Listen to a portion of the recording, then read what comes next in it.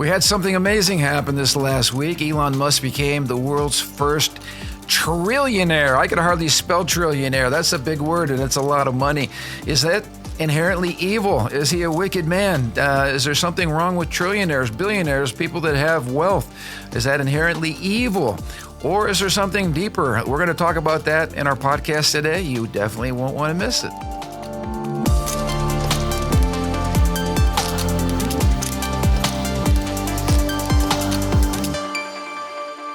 Hey, welcome to the Ron Johnson Discipleship Podcast. Good to be with you guys again. So much happening around here. I walked here and took a little look out the window and saw our flag still there, blowing in the breeze. Yeah. It was awesome. But we had a great dedication of the flag pole and flag area there out in front, which I was noticing. About every window in the foyer gives you a beautiful view of our beautiful flag. So that was cool.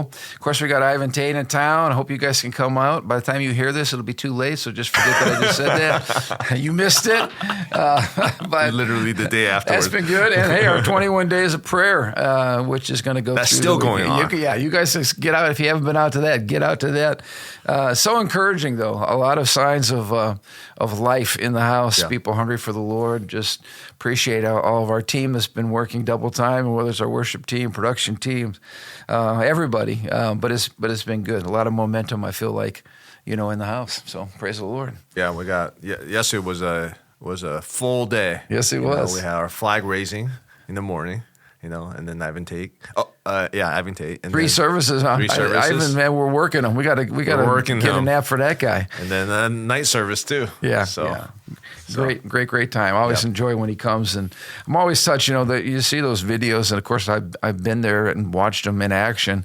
But those videos of just the children that they rescue, and the horrific stories, just reminded us we're living in a very dark, fallen world that needs Jesus. And I so applaud, what they're doing, just caring for the least of these. I'm glad we can partner with them. In fact, we have a team there right now that'll probably be coming back shortly after this podcast airs from Guatemala. So I'm excited to hear about how all that went. They have an orphanage in Guatemala and in Africa. Yeah, not an orphanage in Africa, but I think they do feeding programs and some of care for some of the kids that way. It's like a safe place, I think, for the kids to go. But yeah, great work. Great guy. Just appreciate how genuine he is, how real he is, and his heart for the least of these. So glad we can partner. Some cool stuff. And you just came back from a trip to the Capitol. Did you see the UFC fight, or too late for that? I missed that. You missed it. A little late on that. Yeah, but it was a great opportunity. We had with Family Research Council, we had a pastor's briefing.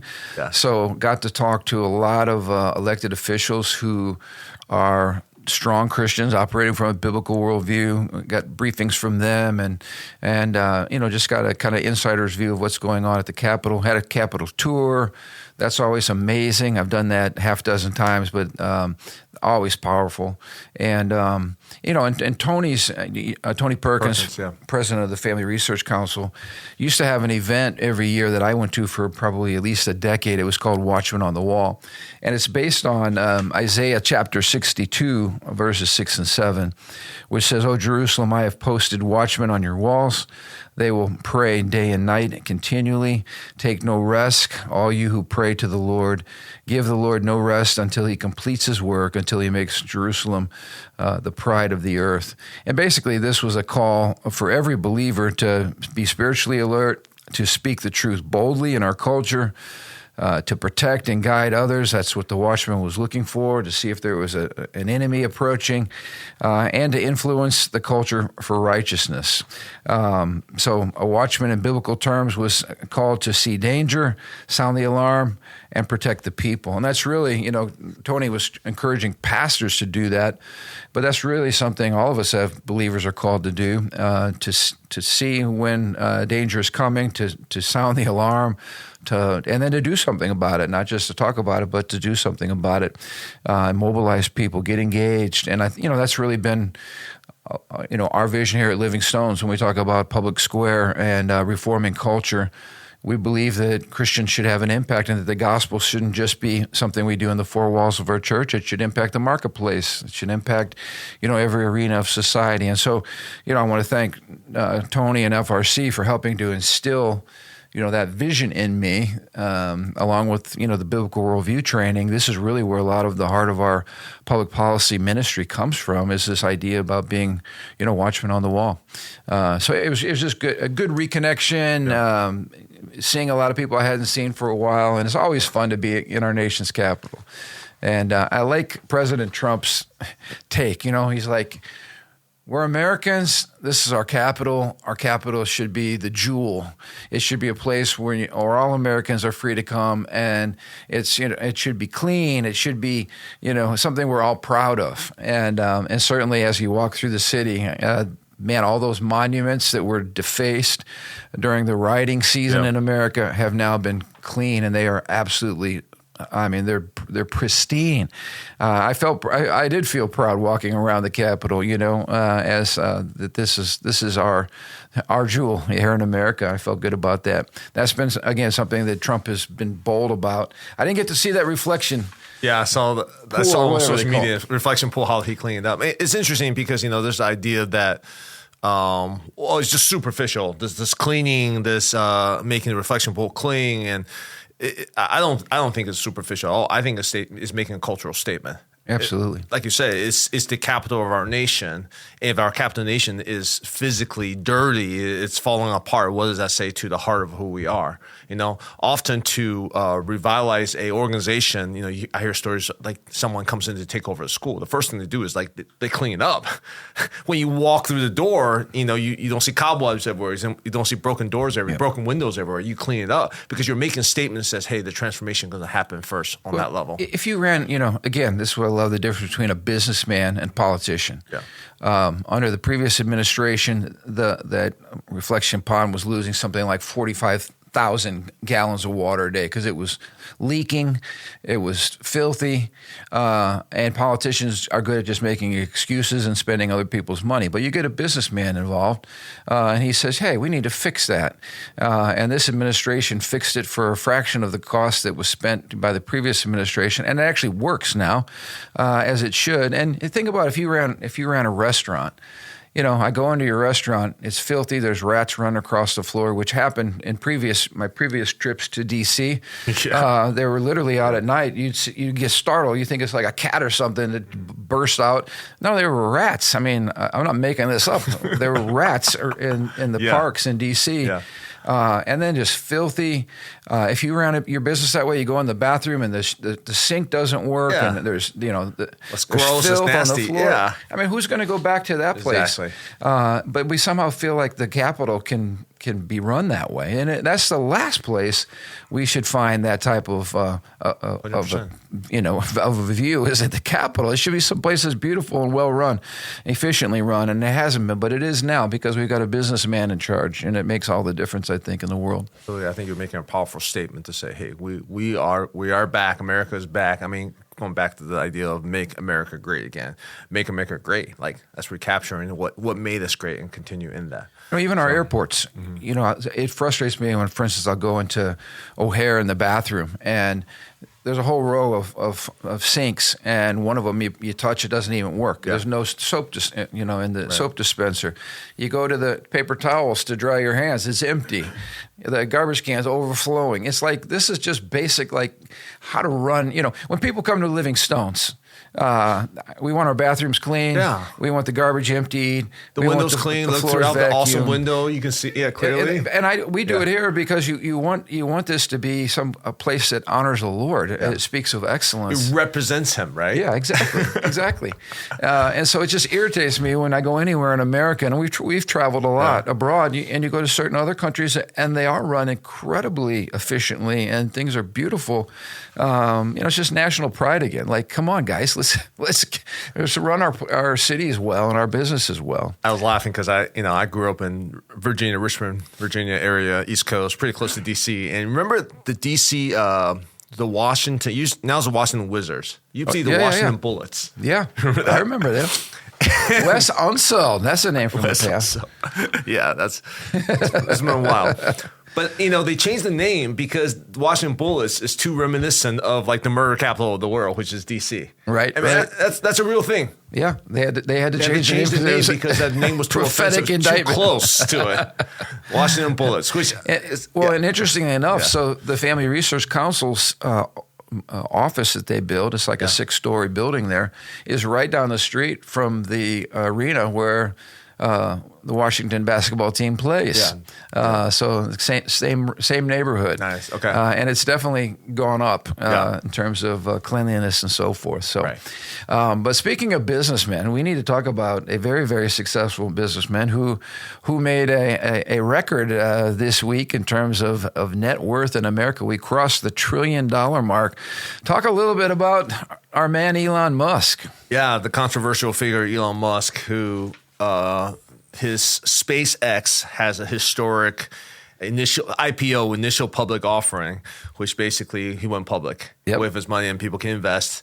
And the value of SpaceX was valued at I don't know how many billions of dollars. And with all the organization, all the business he owned, his net worth is now over $1 trillion.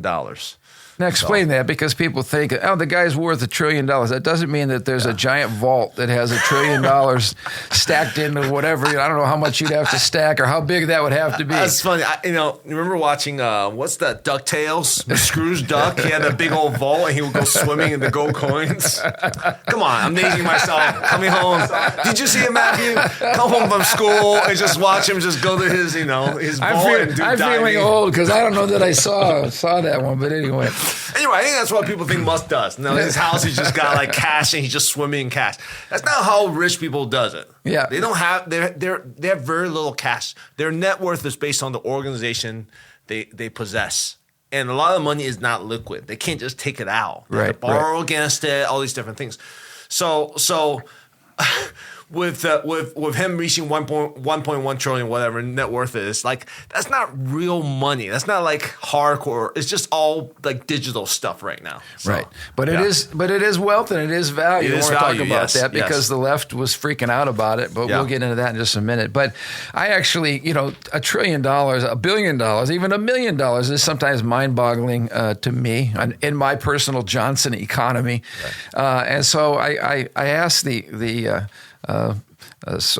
what's what I'm looking for?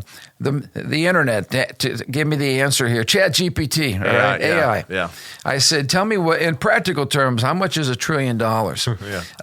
Ready for this? So if you spent $1 per second, it would take you 31,700 years to spend $1 trillion. Wow. That's amazing. How about buying a house? The average house in America is average $300,000 for a house. $1 trillion would buy 3.3 million homes.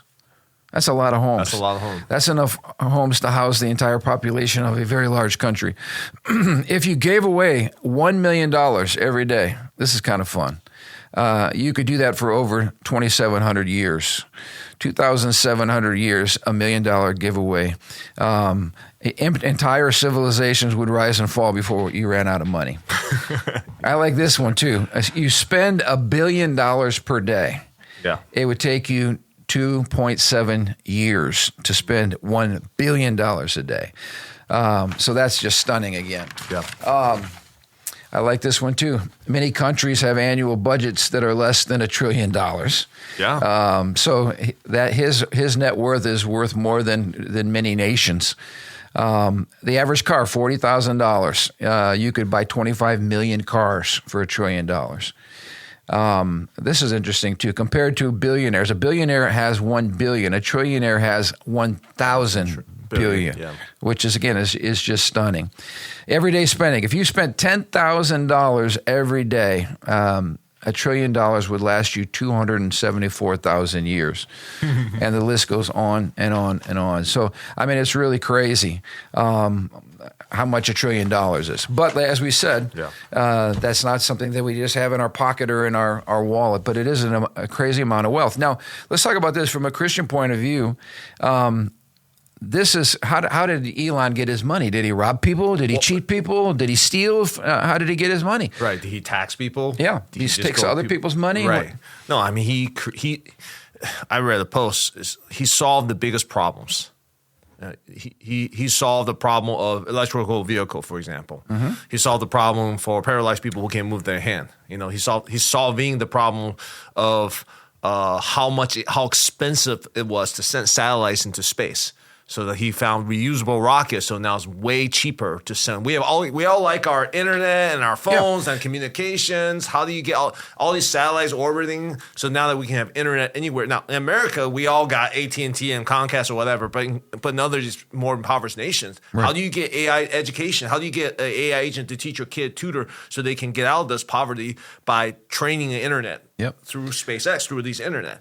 I think it's important for us to kind of drill down here because the left comes out right away and they start saying things like nobody should have this amount of money. In fact, I had some quotes here from the left. We have no one should have that much money. Tax him, seize it, make him pay his fair share. And the left looks at somebody's success as the fact that the system's somehow broken. We have to fix the system because nobody should have that amount of money compared to this person who doesn't have anything. And it's really it's based on a lie. It's based on the lie that economics is a zero-sum game, and that if I have more, that means you have to have less. And so in this crazy view of equality that we have today, not equal opportunity, but equal outcomes, we say, hey, we have to take the money from Elon because he shouldn't have that much, and we have to redistribute. Of course, the we we're talking about is the federal government takes that money through taxation and a host of other things, and then we redistribute that money to people who haven't earned as much. But talk about that. The beauty of capitalism and free market, free enterprise, is that we can actually create wealth. It's not a zero-sum game. It's not like this is the pie and we have to all get a equal size piece of the pie. The free market system says you can actually create more pies. You can create things that have never existed before that actually add wealth, add value, and talk about that because this is something, I think free capitalism gets a bad rap these days. It's almost like viewed as greedy people that are exploiting other people. But you just listed a whole bunch of problems. I like the way you said that. Problems that were solved by Elon Musk and team that actually lead to a better life for all of us. Yeah, absolutely. So, I think the communistic perspective is there's only so much resource. In the whole world, there's only $100. So if you make it $1, that's one less dollar for me. That's a communistic perspective. Whereas the entrepreneur or the capitalistic perspective, which I would say is the kingdom perspective, is Jesus taking that bread and that fish and he prayed and he took it down and he started giving and giving. And the more he gave, the more he got. And at the very end, there were 12 big baskets left over for everyone. So what they ended with after everybody ate was more than they began. More than they even began with. And everyone had their fill. And the more they gave, the more they had. Now, I'm obviously that's a miraculous sign from Jesus himself. I'm not saying Musk or entrepreneurs are Jesus, but I'm saying that's symbolic of what the capitalistic system, which is capitalism, is a biblical worldview process, which says we're called as stewards of the earth to make prosperous, to go and take dominion of the world and take resources and innovate and come up with ideas and put them together and solve problems never been solved before and create wealth that's never been created before. Using engineering, mathematics, creative solutions, we're able to take these raw resources and create wealth so that everybody wins, so that the innovator, the creator, the engineer wins, but the consumer also wins, solving problems. And Reagan talked about trickle down. That's a perfect example of trickle down. That has been, again, mocked and disparaged by the left, trickle down economics. But we'll use Elon Musk as an example. When his business goes public, he, of course, became the richest man in the world. He already was, I believe, but he really now is the richest man in the world. But instantly, there were hundreds of people that worked for his company that owned stock that became millionaires. So that's a perfect example of what we're talking about. And everybody who uses his product they do that freely because the product adds value to them or makes their lives better. So this is a perfect example. You create something that's a blessing to people. Of course, you get the impact of that because people are buying your product freely in a free market. But I get blessed as well. And if I take that product and start thinking how I can creatively make it better, then I get even more income.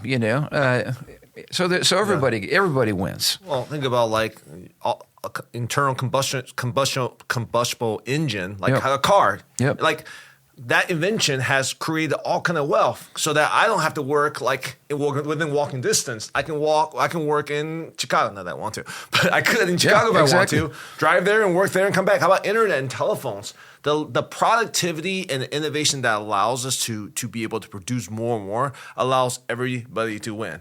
And that's what innovation is supposed to do. And the key word here is freedom. It's economic freedom. It's no longer toiling in the soils, reversing the curse of the work. Absolutely. So you're free to make your own economic choices. If you have a business-friendly tax code, then the government's not stealing or de-incentivizing your hard work. I read where Elon in 2008, it was the hardest year of his life because he was that was the Falcon 1 that was launched, that crashed and burned. More than $100 million lost. Tesla was on the brink of collapse. He was borrowing money from his friends just to pay the bills. But the fourth Falcon 1 mission succeeded. So he just kept at it. He kept at it. And his work ethic is like Trump's work ethic. I mean, this guy, they don't sleep. They're constantly thinking how to make it better, what can I do differently? And there was a picture of him that was taken after one of those rocket crashes where he was just kind of squatting there looking at all the wreckage, and then not quitting though. And so after the fourth Falcon 1 mission succeeded, he was awarded a SpaceX $1.6 billion contract. Tesla secured emergency funding just hours before the company would have missed payroll. And I think back at even the Twitter it was Twitter at the time, the X account, when he bought that. I mean, he rescued free speech in America at that very moment. The point is, the guy wasn't a quitter. He kept working and working and working and working hard. And the fact that the government awarded him a contract was because the product that he had succeeded in producing was actually the most efficient, best value, for the money. And so when I hear people like, I've got our good friend out there in Gavin Newsom in California, this was his take on it. He says Americans are struggling to pay for groceries and gas while Elon Musk becomes a trillionaire. So it's the whole thing, bad Elon, these poor Americans that are struggling. He says when the federal government is for sale, the rich get richer and everyone else gets shafted. He says the system is rigged. I would like to remind Governor Newsom that the reason people are living as paupers in California is because of bad government, largely his bad government, and because of crazy taxes, and because of, like we saw in the city of L.A., where the city burned down, or good portions of it did, in the Palisades fire. This was because of government ineptitude. We talked about the rail, the $1 billion, I don't know how many $1 billion rail service that was supposed to happen that never got off the ground, and all that money's gone. I don't know where he burned that. Or how about the illegal immigrants that are coming into his country by the droves? That was what I would say would be the cause for your people having a hard time living. How about the gas prices that are shooting through the roof in California because of all the taxes? How about the corruption? All the money is going to the wrong people. Absolutely. Much we can say about California, but I think the wealth tax they want to propose, it's crazy. I don't even think they believe in the wealth tax, because you start taxing on unrealized gains. Yeah. So you mentioned a story about Musk. So yeah, he is a trillionaire right now. Huge work ethics. But there's another part of entrepreneurship that most people don't understand, is the amount of risk you have to take. Yeah, the amount of dangers you have to put yourself into to go and start a new business. I talk to a new business owner. I work with a new business owner. It could be like starting a tech company. Or you could be starting your own, your own little store. Yeah. Doesn't matter. When you start a new thing, unless you got millions and millions of dollars of backing, which most of us do not have, you're taking a tremendous amount of risk. When you have unrealized gain taxed, that risk just go through the roof. And what happens is no one wants to take that risk anymore. There will be no innovation. America, not just America, the world, technology is built for people, by people who says, I'm going to take that risk. Yeah. And again, you don't take the risk unless the benefits outweigh the costs. Yeah. But there's still a risk. Like many business leaders who started businesses had their home as capital. You know, Yeah. I mean, if the business goes under, they lose their house, they lose everything. And there's people who are really lost everything, and they just keep trying and keep trying. It's risky enough without the government coming down, looking over your shoulder, and says, "Oh, I need tax on that unrealized gain." It's like, I don't have any real money. It's all in the business right now. It's not actual gain. It's just a speculation by the market that I have this much money. I can't just liquidate that right now. Right. There's enough risk already in this. Or I think too, professionals, whether it's law or medicine, look how much they're charging, or whatever. They took a risk. They went to med school. Yeah. They many times went hundreds of thousands of dollars in debt, believing that as they get out there and practice their trade, they're actually going to be able to recoup that loss. But there's a risk even in the education. Over decades. So now people look at a business, the boss, and be like, I got to work all day. They can go off and have the freedom and make all that money. It's like, yeah, did you go through 30 years of anxiety every night before you go to bed worrying about your business? Right. You just go and clock in and clock out. Again, I'm not diminishing that. I'm just saying when we just throw, hey, let's just tax the rich people. How do they get their money? Now, to some of these people talking right here, I wonder how you get your money. Oh, exactly.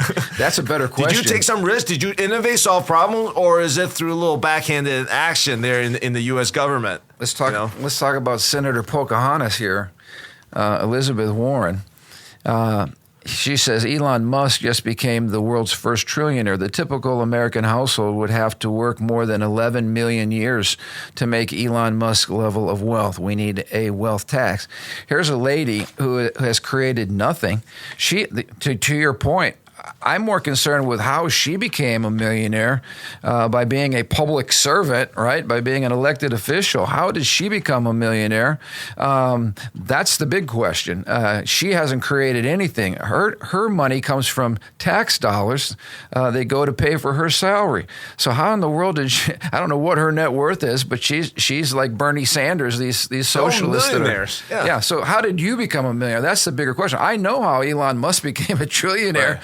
You've already listed the companies that he started and created and all the wealth that's been created. I want to know her and Nancy Pelosi. Their salary's not that high. We know their salaries. So they made their money elsewhere. Yep. Where did you make your money? Now, I don't know what kind of information. How about insider trading? That would be the first market. Place. So, again, it's the same revenue source as Musk and all these different. He's just doing better than you are. So they're making their money in the free market by investing in stocks and all this. I don't know how they're getting their information. That's a whole other thing, but... This was outspoken Samantha on X. She writes, Elon Musk is not stealing from you. Gavin Newsom is stealing from you. Karen Bass is stealing from you. Tim Walz is stealing from you. Elizabeth Warren is stealing from you. AOC is stealing from you. All of those folks have made millions while being public servants.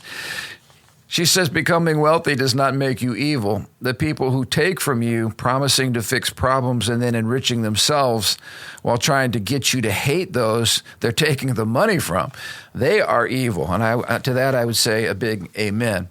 Also a quote here from Thomas Sowell. He says, envy was once considered to be one of the 7 deadly sins before it became one of the most admired virtues under a new name. Social justice. Yeah. And I think that's exactly what the left loves to do. Not only are they race baiters, but they're also economic baiters as well. They love to point out the inequalities. What we believe, what the Bible teaches is not a guarantee of equal outcomes, but a guarantee of equal opportunity. And that's what a just system does. It creates opportunities for people, not outcomes, because not everybody's going to work as hard. Not everyone's going to make good choices. Not everybody's going to do what it takes, delayed gratification and so forth, to actually create a successful business or to create wealth.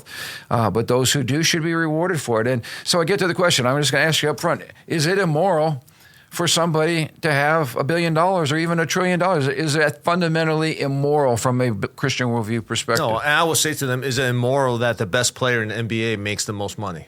Is it immoral that the Hollywood star that their movie makes the most money should earn the highest salary. No, it's not immoral. They're doing the wrong strategy. Capitalism in its purest form should reward those who provide the greatest value. Right. Now, but because of sin in the world, often capitalism has corruption, and corruption causes people to not play by the same rules. Right.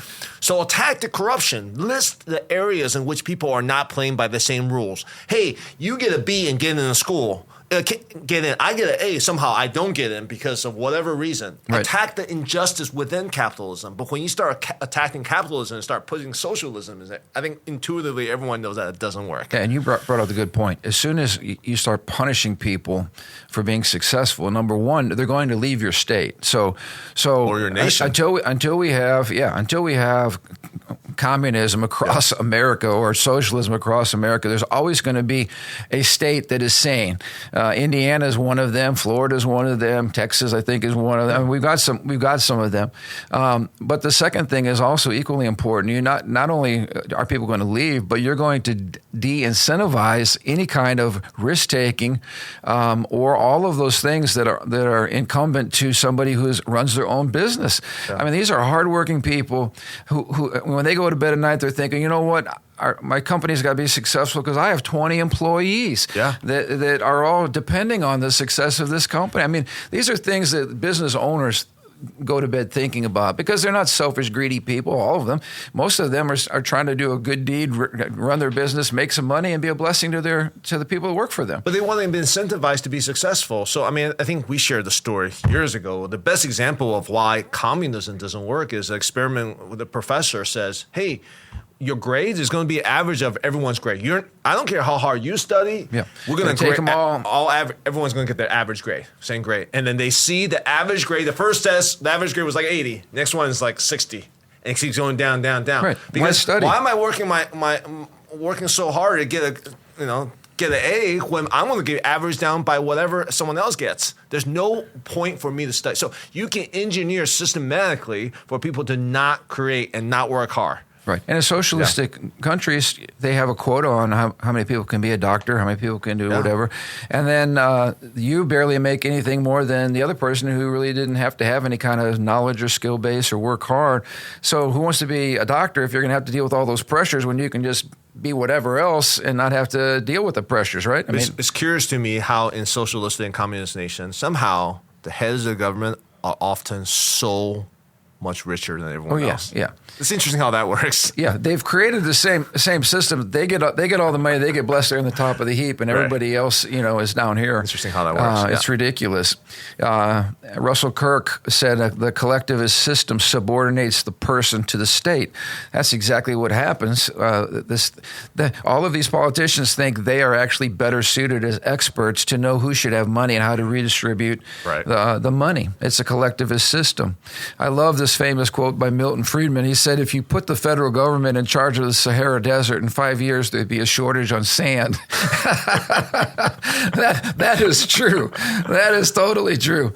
Walter Williams, another conservative economist, says government doesn't produce anything.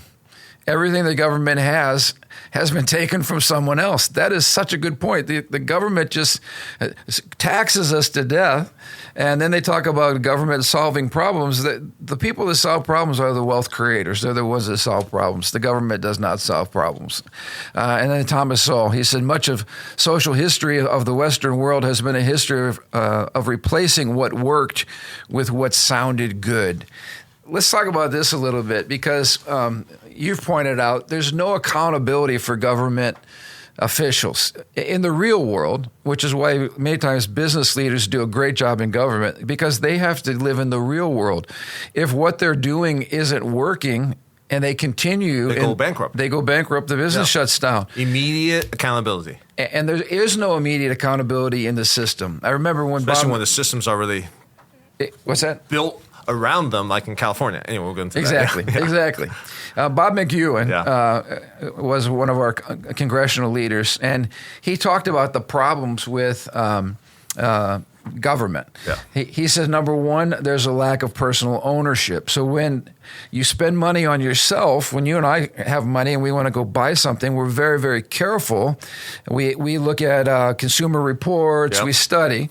And when we spend our own money, we want it to get the most value for that money. That's not the way it works with the federal government. They don't care. They're not careful, number one. And number two, it's not about value. They have money. They could burn the money. It's not their money anyway. So there's no accountability in the system. And so waste increases dramatically when you have that situation. There's no incentive to cut costs or to maximize value or to avoid waste because there's no direct consequences for their bad decisions. So again, anybody that thinks somehow the government should be given more money, more responsibility, is just an ignoramus and moron. The human nature, right? Like, I remember when my kids are younger, I bought them a toy or whatever, and like they broke it. And they're just like, whatever. And I'm thinking, man, that toy broke. Hurts me more than it hurts my kid. It's not even my toy. Why is that? I thought about that. Yeah. And the reason is because I work really, really hard to make the money to buy that toy for them. Right. For them, it was just like, whatever. And I have to teach my son to care about the investment I made in that toy. But when you incur pain to produce the resource, you're going to be a much better steward than someone who was just given that. Like we see that even generational, someone who just inherited tons of money. They're just like, whatever. Whereas their parents or their grandparents who made that money through hard work and labor and sacrifice, they're much better stewards of finances. It's kind of like I think it's like by the third generation of a family business, it usually doesn't survive because the first generation, difficult. I think even like Living Stones, I think about my mom and dad for a decade when my dad was the senior pastor here. He never took a salary. He was a teacher. He had his teacher's salary. He'd come home. He would, pastor from the moment he got home. And the church, to launch the church, to birth the church, and all of that, it took a lot of hard work, and a lot of blood, sweat, and tears. And then, second generation, which would be me, praise the Lord, we were able to start, kind of standing on my dad's shoulders. That was the new floor was his shoulders. And again, we want to take it to the next level of blessing, and I believe we've seen that. But by the time you get to the third generation, you just assume that everything's great and ministry's easy, and look at the buildings and look at all the success in the world's eyes, and you don't realize, no, it took people slugging it out, fighting every demon in hell to get a stronghold established, a foothold. And I think it's the same way in private business, they don't understand the blood, sweat, and tears sometimes that went into that. Your kids certainly don't understand it until they have to get out and do it for themselves. Well, I try and teach them that, but like some mid-level employee, bureaucrat, some USAID employee or whatever, given $1 million. What is that? What is that for them? They didn't. And whatever your budget was in that year, you have to make sure you spend it all because you want more the next year. Right. You got to justify that. It becomes a self-perpetuating system of waste and indulgence. It's terrible.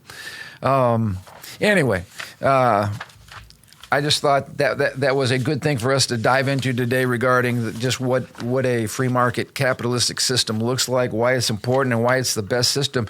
We are, again, I wish we could get people out of this country. We're doing a pretty good job of that. We're going to Honduras, going to Guatemala. You see the poverty, you see the struggles, you see the lack of opportunity because of lack of economic resources. Yeah. I'm talking to some of our leaders right now in countries where they're saying, Pastor, we need this amount of money. Can you help us? And I wish money grew on trees and we could just write the checks and send them off. But you see the lack that's there, basic lack, and the poverty, the challenges that they face. And it's like, man, I hate to see us wasting and squandering this amazing place we have called the United States of America and the incredible blessing that we have been able to enjoy because of free market capitalism. And when you mix that with Christianity and the blessing of the Lord, you have a system that's going to lift people up and create blessing wherever it goes. So, I would say Christianity is, again, I don't have the historical backing, but the sense I get is capitalism, the idea of multiplying, the idea of creating prosperity through innovation and creativity and become stewards of the resources given us came from. All those Western civilization ideas came from the scriptures. Absolutely. Absolutely. I would say Christianity is the roots of true capitalism, corruption-free capitalism. That's right. When you add value, that's a biblical principle. When you use whatever you create to serve other people, and when you're generous and you help the poor, and you help those who genuinely need the help, not people who are just lazy, but people who need help. We all go through situations or hardships. But even the idea that we can command the laws of physics and gravity and engineering and mathematics versus the Eastern thought, which is like they're all kind of spirits and they're all kind of gods, and you don't know one day gravity is going to be this or wind's going to go that. Like that mystic world, there's no point to corral the forces of nature. And Western Civ says, no, we have an orderly God who created things in structure, and we can actually become good stewards of it, which is what the Bible commands. Absolutely. You tie that with the whole thing of sowing and reaping. We talked about that. Planting, harvest, seed time and harvest, the principle of the seed, 30, 60, and 100-fold, the blessing of God as we honor Him first with our first fruits of what He's blessed us with. I mean, all of these things lead to prosperity, and that's what we've been experiencing in this country for years and years and years. I just pray to God we don't lose the blessing because of some socialistic fairy tale, utopian fairy tale. So anyway, any final comments from your heart? No, I think, well, I have a lot of things in my heart, but I think you're right. I think when a government official goes to the government and their real purpose is to make a name for themselves, to get a job afterwards at Harvard or MSNBC or become really, really wealthy, we're going to destroy the system. But I think our governmental system is designed for successful people in the marketplace who's seeing how the real world works. Yep. Okay, how actual things function, not how things function in rhetorics, because that's what government is. Right. Just winning debates and talking pitting points, one clicks. person against each other, but they actually see functional how that works. And they're able to get a government, they're solving real problems. And because they're wealthy already, successful already, they say, you know what, I actually don't need to take a salary. Because that $400,000 is nothing compared to the net worth I have already. Right. Okay. And they're not being elitist. They're simply saying, hey, this is a service. I'm going to go in the government, I'm going to serve for 8, 12 years. And I'm done, because too long in the government is not good for me. I'm going to go and just serve. That becomes, in my opinion, a great sense of government. Now, I don't know people's heart. They got egos, those different things. But in general, when I see people go in the government, they have nothing to prove, and they carry their experience and expertise, that tends to actually solve real problem in government. So yeah, because they're actually there for the right reasons. In general, that's a better system for that. Then go in there, when you're nothing but a community organizer. Now you're just organizing at a higher level, but you don't know how things are built and done. Amen. So God bless America. I guess my heart is just, man, let's be smart, let's be wise, let's understand how we got here, and let's not lose this incredible blessing of the nation that we live in. And let's be good stewards, as you said, in terms of serving other people, adding value to other people. That's what the kingdom of God's all about. So anyway, we'll look forward to being with you guys next Thursday. Have a great week.